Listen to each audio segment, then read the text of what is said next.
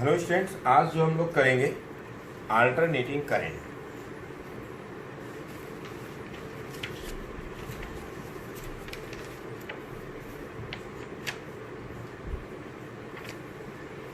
और alternating current ये chapter discuss करने के पहले हम लोग Faraday's laws of Faraday's laws on EMI का मतलब इलेक्ट्रोमैग्नेटिक इंडक्शन। तो फर्स्ट लॉ तो यही है, क्या first law, Faraday's first law यही है कि व्हेनेवर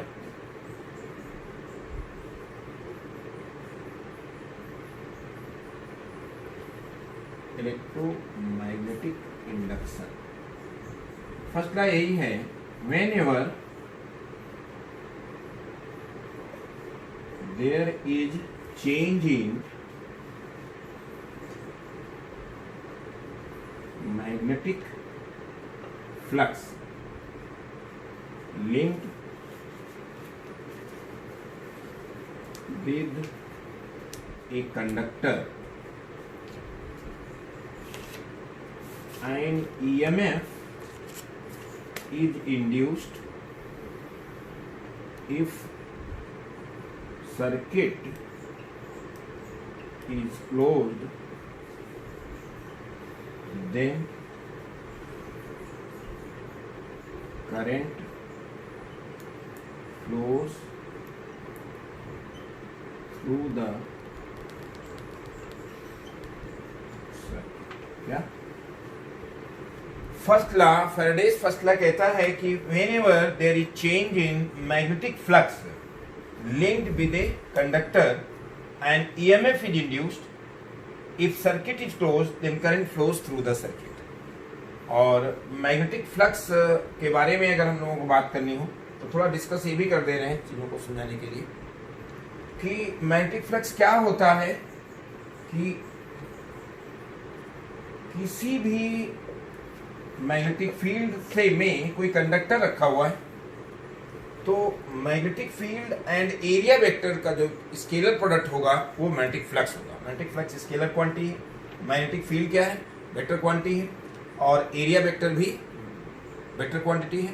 तो इन दोनों का प्रोडक्ट जो होता है वो स्केलर क्वांटिटी होगी, मैग्नेटिक फ्लक्स होगा। जिस तरह से हम लोग इलेक्ट्रिक फ्लक्स करते आए हैं कि ई स्केलर प्रोडक्ट ए यानी ई ए कॉस थीटा वो इलेक्ट्रिक फ्लक्स था, यहाँ पर B scalar product A B A cos theta ये क्या होगा, मैग्नेटिक फ्लक्स होगा। और अगर इसमें ये देखा जाए कि हम लोगों ने बी ए कॉस थीटा किया है, ये है मैग्नेटिक फ्लक्स।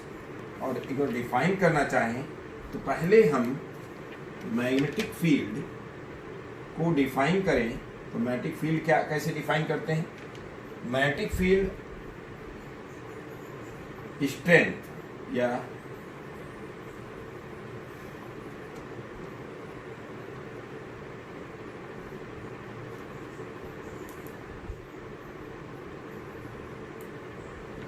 इसको कभी कभी मैग्नेटिक फ्लक्स डेंसिटी भी बोलते हैं, और ये ज्यादा प्रैक्टिकल डेफिनेशन मतलब नाम है इसका। क्योंकि अगर हम मैग्नेटिक फ्लक्स डेंसिटी बोलें तो होता क्या है, number of magnetic lines of force, क्या number of magnetic lines of force intersecting a surface normally through its unit surface area। अगर हम मैग्नेटिक फील्ड या मैग्नेटिक फील्ड स्ट्रेंथ जिसको बी से रिप्रेजेंट करते हैं इसको डिफाइन करना चाहें तो क्या होगा, मैग्नेटिक फ्लक्स डेंसिटी या मैग्नेटिक फील्ड स्ट्रेंथ या मैग्नेटिक फील्ड एक तो वेक्टर क्वांटिटी है, तो इसको डिफाइन क्या करते हैं कि number of magnetic lines of force intersecting a surface normally through its unit surface area. ऐसे ही हम लोग जो electric lines of force define किए थे, तो इलेक्ट्रिक लाइंस ऑफ फोर्स जो फाई, वहां पर मैं इलेक्ट्रिक फ्लक्स को फाई से डिनोट करते थे, और ये ई स्केलर पर ए, ये हम लोग गाउस थ्योरम में पढ़ के आए हैं। तो वहां पर हम डिफाइन करते थे electric flux, electric field intensity की। एक तो डिफिनीशन ये है कि द इलेक्ट्रिक फोर्स एक्सपीरियंस, क्या electric field intensity at a point in an electric field is equal to the amount of electric force experience by unit charge. और दूसरा electric field intensity की डिफिनीशन ये भी है कि number of electric lines of force intersecting a surface normally through its unit surface area. तो unit surface area से ई है, तो ए सरफेस एरिया से ई इंटू ए हो जाएगा। तो वही हमने कहा था कि E scalar product A electric field, electric flux हम कर चुके हैं। यहाँ मैग्नेटिक फ्लक्स इंट्रोड्यूस कर रहे हैं, तो मैग्नेटिक फील्ड इंटेंसिटी हम डिफाइन करें तो कैसे डिफाइन करेंगे कि number of magnetic lines of force intersecting a surface normally through its unit surface area is called magnetic flux density. तो क्या number of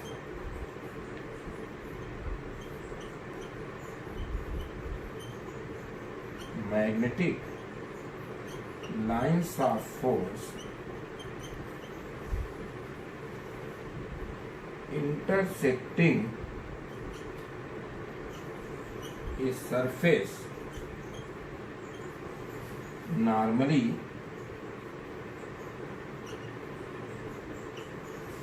through its unit surface area। क्या होगा ये बी हो, क्या होगा ये। यहां हमने मैग्नेटिक फ्लक्स को डिफाइन किया है, number of magnetic lines of force intersecting a surface normally through its unit surface area is called magnetic flux density. इसको ही रिवर्स अगर बोले कि number of magnetic lines of force intersecting a surface normally through its unit surface area, क्या through its unit surface area, इसे हम क्या कहेंगे बी, मैग्नेटिक फ्लक्स डेंसिटी। और अगर हम बात करें कि number of magnetic lines of force intersecting a surface normally through it's a surface area, ये क्या हो जाएगा बी इंटू ए। यूनिट सरफेस, क्या यूनिट सरफेस से जो नंबर ऑफ लाइंस इंटरसेक्ट कर रही है नॉर्मली वो बी है, तो ए सरफेस से क्या हो जाएगा बी इंटू ए। तो इससे मैग्नेटिक फ्लक्स क्या हो जाएगा बी। अच्छा ये तभी है बी इंटू ए, बता दें इससे फाई बी इंटू ए तो हो जाएगा, लेकिन यहां पर ये कंडीशन है कि मैग्नेटिक लाइंस जो हों इस सरफेस को नॉर्मली इंटरसेक्ट करें। लेकिन आप मान लीजिए कि अगर नॉर्मली जहां नहीं इंटरसेक्ट कर रही, यहां तो नॉर्मली इंटरसेक्ट करेंगे तो फाई हो जाएगा जस्ट बी इंटू ए। लेकिन अगर ये कोई एरिया वेक्टर दिया हुआ है और मैग्नेटिक लाइंस इस तरह से इंटरसेक्ट करेंगे, तो याद रखिएगा एरिया को जब हम वेक्टर ट्रीट करते हैं तो नॉर्मल डायरेक्शन उसकी यूनिट एरिया वेक्टर की डायरेक्शन होती है। तो अगर हम b का कंपोनेंट लें इस तरफ तो क्या हो जाएगा b cos थीटा, ये एंगल क्या है थीटा। तो b का इस तरफ कंपोनेंट क्या हो जाएगा b cos थीटा। तो फाई की वैल्यू क्या होगी b माने b cos थीटा इंटू ए। तो ये फाई जो होगा वो क्या हो जाएगा b स्केलर प्रोडक्ट a। जैसे a स्केलर प्रोडक्ट b क्या होता है, अगर a वेक्टर है और दूसरा वेक्टर क्या है b है, इनके बीच एंगल थीटा है, तो कहीं ab cos थीटा लिखा है तो हम a स्केलर प्रोडक्ट b कहेंगे, और या a स्केलर प्रोडक्ट b लिखा है तो हम ab cos थीटा लिखेंगे। तो यहाँ क्या है b का नॉर्मल डायरेक्शन पर एरिया वेक्टर की डायरेक्शन में कंपोनेंट लिया गया है b cos थीटा, और b cos theta multiplied by a will be nothing but b cos theta into a, यानी b a cos थीटा, यानी फाई जो होगा वो क्या हो जाएगा b स्केलर प्रोडक्ट a। ये तो हमने यहाँ पर एक्सप्लेन करने की कोशिश किया है कि मैग्नेटिक फ्लक्स किस तरह से होगा, क्योंकि यहाँ पर मैग्नेटिक फ्लक्स ही चेंज हो रहा है, लेकिन मैग्नेटिक फ्लक्स कोई नया नहीं है, और मैग्नेटिक फ्लक्स अगर नया भी है तो आप इलेक्ट्रिक फ्लक्स पहले से कर चुके हैं। और मैग्नेटिक फ्लक्स की एसआई यूनिट होती है वेबर, WEBER। चूंकि यहाँ आपने देखा ही, अगर नॉर्मली इंटरसेक्ट करता तो फाई क्या है, B इंटू ए, और इसका क्या होता है वेबर B, और एरिया क्या होता है मीटर स्क्वायर। इसीलिए मैग्नेटिक फ्लक्स डेंसिटी क्या होता है, वेबर पर मीटर स्क्वायर, या इसकी दूसरी यूनिट होती है टेस्ला। टेस्ला भी ऐसा यूनिट है, 1 weber per meter square is equal nothing but tesla. और 1 टेस्ला जो होता है वो 10 की पावर 4 कास्ट होता है, वो स्मॉल यूनिट है। हम अगर बात करें इसकी सेकेंड लॉ की, फैराडेज सेकेंड लॉ की, तो Faraday's second law states that rate of change of magnetic flux, rate of change of magnetic flux linked with a conductor is equal to, is directly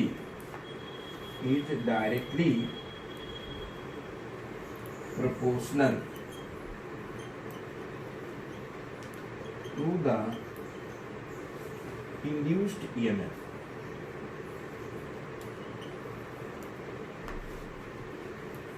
क्या कहना चाह रहे हैं कि second law से कि rate of change of magnetic flux माने delta phi by delta t is directly proportional to E, और इसको कन्वर्सली अगर कहें तो क्या हो जाएगा, conversely E is directly proportional to delta phi by delta t, so E will be -n delta phi by delta T.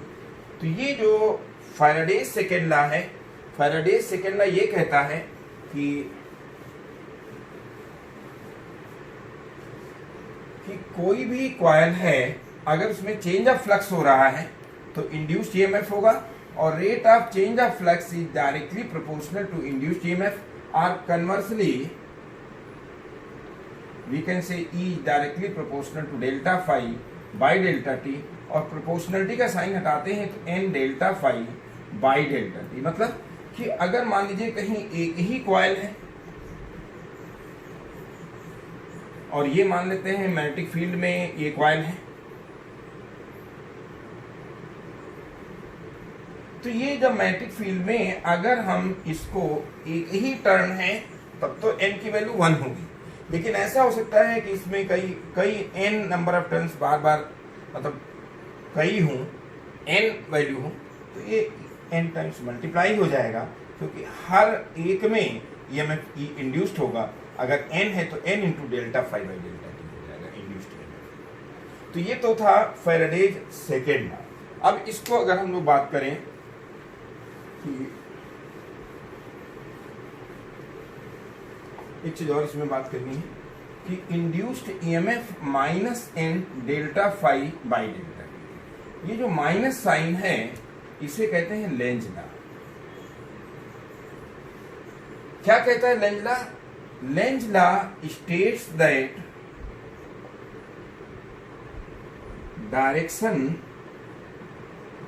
of induced EMF is such that it always opposes the cause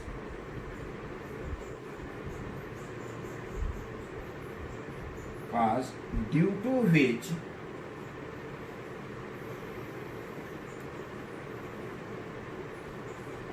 it is produced।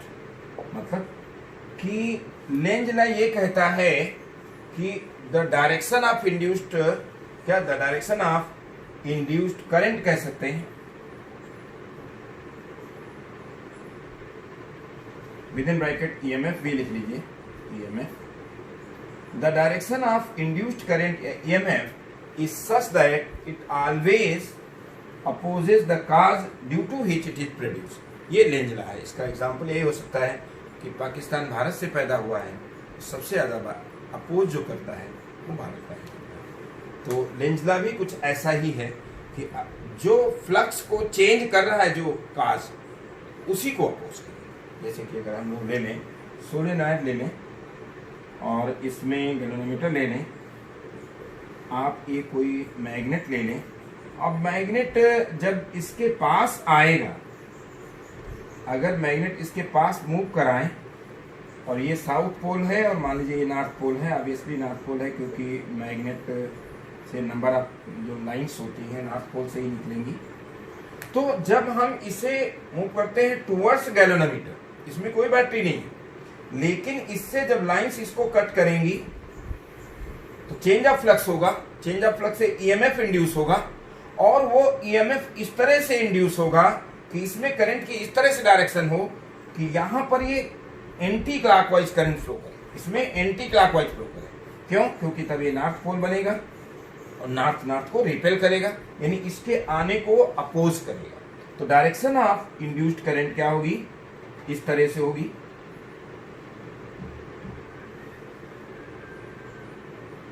अब देख रहे हैं ये यहाँ पर अगर current इस तरह से आ रही हो तो आप देख सकते हैं, इस तरफ से हम देखें तो ये एंटी क्लॉक हो जाएगा, हालांकि उधर से साउथ पोल दिखेगा, उधर तो क्लॉकवाइज होगा। अगर किसी कॉइल में करंट एंटी क्लॉकवाइज फ्लो करती है तो वो कॉइल नॉर्थ पोल बनता है, और जिस तरफ से देखने पर क्लॉकवाइज होती है वो साउथ पोल होगा क्लॉकवाइज। तो यहाँ पर करंट की डायरेक्शन इस तरह से हुई। लेकिन अगर इसी मैग्नेट को हम वापस ले जाएं, अवे फ्रॉम द कॉइल ले जाएं, तो फौरन इसमें डायरेक्शन चेंज हो जाएगी और ये साउथ पोल बन जाएगा, ये डायरेक्शन चेंज। तो दिस इज लेंजला। लेंजला क्या कहता है कि the direction of induced current will be such that it will always oppose the cause due to which it is produced. अब हम लोग बात करेंगे किसकी? अल्टरनेटिंग करंट, जो हमें पढ़ना था। अल्टरनेटिंग करंट में हमने रिवाइज इसलिए करा दिया कि अगर ये लेक्चर आप पढ़ ले रहे हैं तो इसके पहले EMI अगर आप नहीं भी पढ़े हैं तो भी अब सारी चीजें हमने इसी लेक्चर में कर दिया। ये लेक्चर और इसके बाद जो लेक्चर होगा, दोनों में अल्टरनेटिंग करंट का जब कॉन्सेप्ट कंप्लीट हो जाएगा, और इसके लिए फिर आपको EMI नहीं देखना पड़ेगा लेक्चर। हाँ, देखते हैं तो अच्छी बात है, नहीं देखें। यहाँ बात करते हैं अल्टरनेटिंग करंट की, और फिर यही कि अगर ये मैग्नेटिक लाइंस इस तरह से equidistant magnetic lines parallel, क्या equidistant parallel magnetic lines of force जो होती हैं, they denote uniform magnetic field. और इस यूनिफॉर्म मैग्नेटिक फील्ड में कोई ये कॉइल है, और इस कॉइल में इस तरह से कोई लगा हुआ है डिवाइस है, जिससे कि आप इसे रोटेट कर सकते हैं। तो जब रोटेट करेंगे तो फाई जो होता है magnetic flux linked with coil will be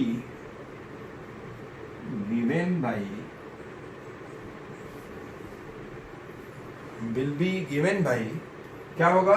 B scalar product A। अब अगर B A cos theta, flux कैसे चेंज होगा? पहले फ्लक्स चेंज हो, फिर आप रेट ऑफ फ्लक्स निकालें, वही इंड्यूस्ड EMF होगा। तो और फ्लक्स जब चेंज होगा तभी फैराडेज लॉ कह रहा है कि इसमें EMF इंड्यूस होगा। तो अगर B चेंज करें तो भी चेंज हो जाएगा, एरिया चेंज करें तो भी हो जाएगा, लेकिन अगर थीटा चेंज करें तो भी फ्लक्स में चेंज हो जाएगा। यहाँ पर यूनिफॉर्म मैग्नेटिक फील्ड है, वो तो चेंज हो नहीं। एरिया इसका कॉइल, रेक्टेंगुलर कॉइल का जो एरिया होगा लेंथ इनटू ब्रेथ, ये भी चेंज नहीं हो रहा है।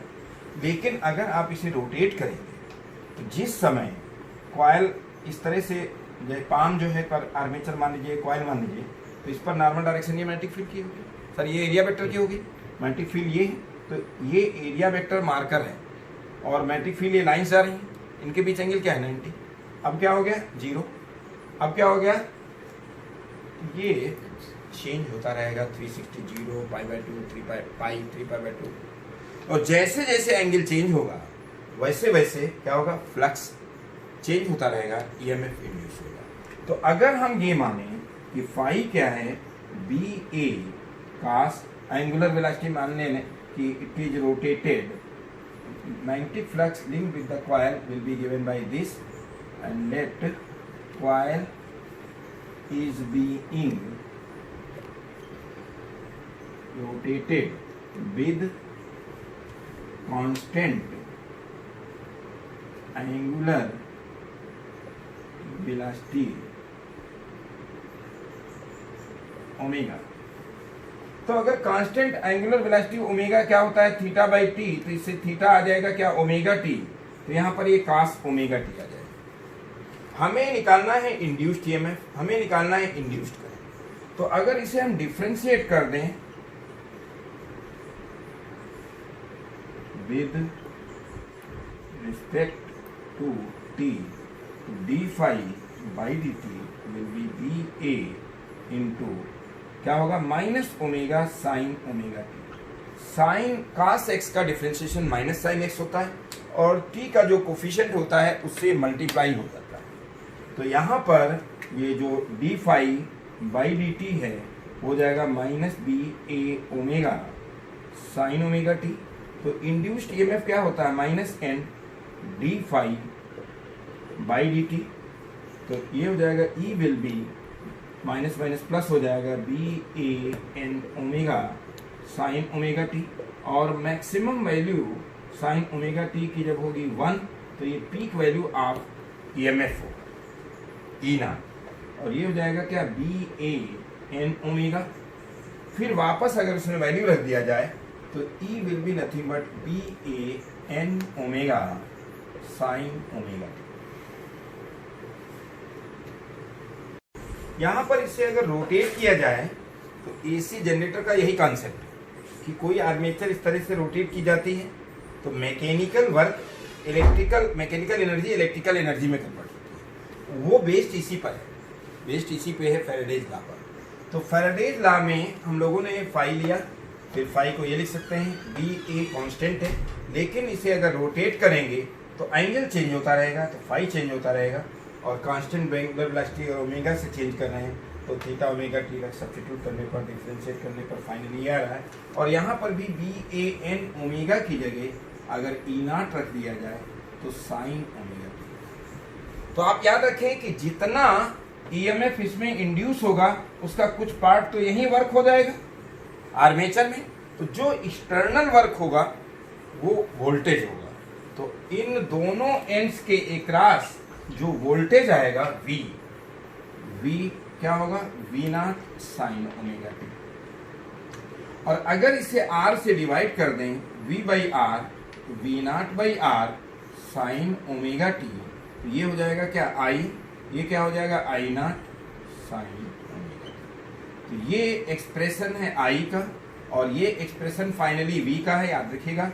EMF is the amount of work done in moving unit amount of charge in a closed circuit, और किसी एक पॉइंट से दूसरे पॉइंट तक मूव करने में जो वर्क होता है वोल्टेज होता है। तो यहाँ से इसमें भी जो वर्क होगा उसको एक्सक्लूड कर दें, तो ये जो लोड अगर यहाँ लें, जैसा कि एसी जनरेटर में स्लिप रिंग और कार्बन नॉट से कनेक्ट कर देते हैं, तो जो लोड के क्रॉस वोल्टेज होगा दैट विल बी वी। ये तो बात हो गई। अब इसको अल्टरनेटिंग करंट क्यों कहते हैं, क्या है, अभी दिखाते हैं।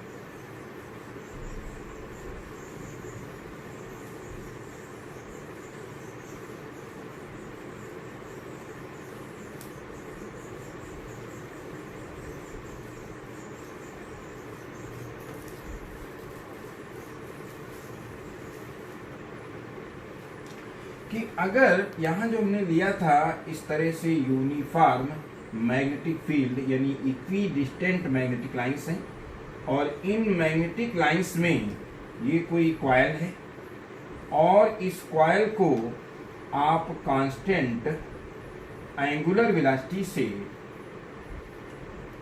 रोटेट कर रहे हैं, और जब आप इसे रोटेट करेंगे कांस्टेंट एंगुलर वेलोसिटी से तो इसमें ईएमएफ इंड्यूस होगा और इसके क्रॉस वोल्टेज प्रोड्यूस होगा, and that voltage will be given by V equal to V naught sine omega t, and I इसको डिवाइड करें तो I naught sine omega t.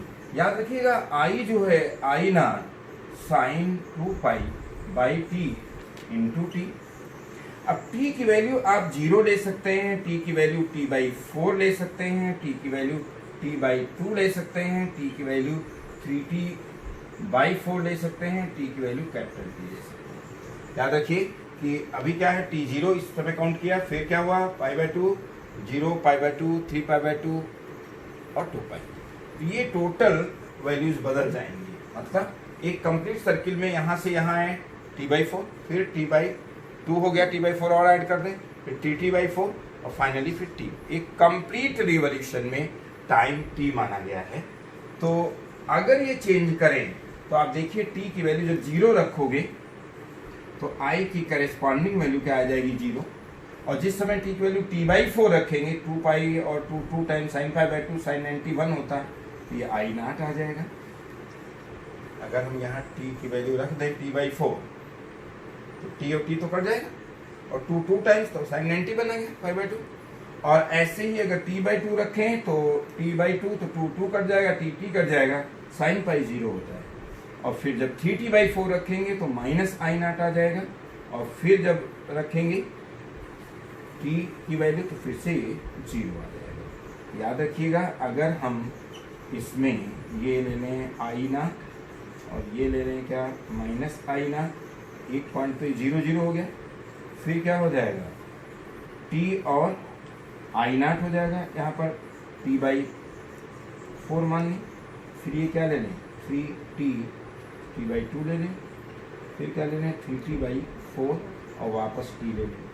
तो t/4 पर कितना वैल्यू आई थी i0, फिर t/2 पर कितना आया 0, और फिर 3t/4 पर फिर से 0,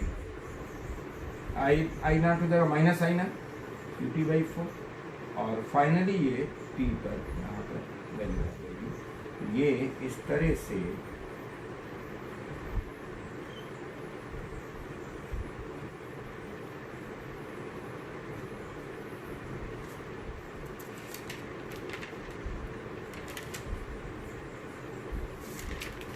ये वैल्यू यहाँ पर रहेगी। ध्यान रखना कि ये मैक्सिमम वैल्यू t/4 पर है, फिर यहाँ पर t/2 पर 0 हो गया, फिर 3t/4 जो ये 3t/4 है, इस पर फिर से आ जाएगा क्या i0 वैल्यू आ जाएगी, और फिर t जब है फाइनली फिर से क्या आ जाएगा 0 आ जाएगा।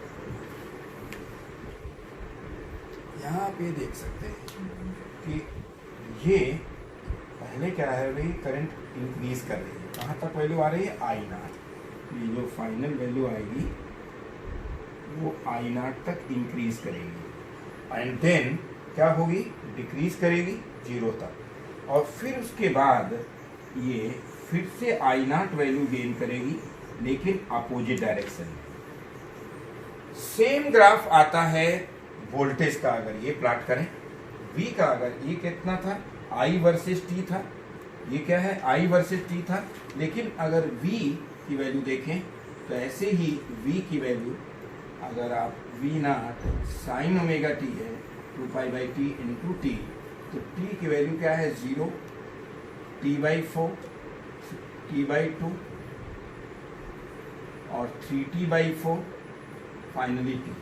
तो यहाँ पर जो वैल्यू होगी थोड़ा सा इसका मैग्नीट्यूड ज़्यादा रखिएगा, तो ये V0 हो जाएगा, तो फाइनली V0 फिर क्या 0, और फिर ये वैल्यू आ जाएगी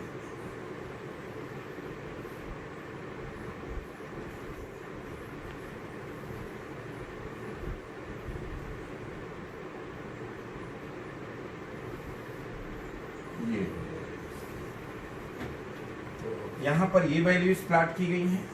ये क्या है V0 वैल्यू है, कहाँ पर है t/4 पर है, ये क्या है t की वैल्यू t/2 पर है, और ये वैल्यू फिर क्या है 3t/4 पर है, और फाइनली ये t की वैल्यू है। यहाँ पर ये क्या आ रहा है माइनस V0 और आ रहा है प्लस V0। इसमें हम जो है I = I0 जो sine omega t 2π/t into T लें, और t की करेस्पॉन्डिंग वैल्यू रखें, और t की वैल्यू जब हम रखते हैं क्या, t की वैल्यू जब ले लें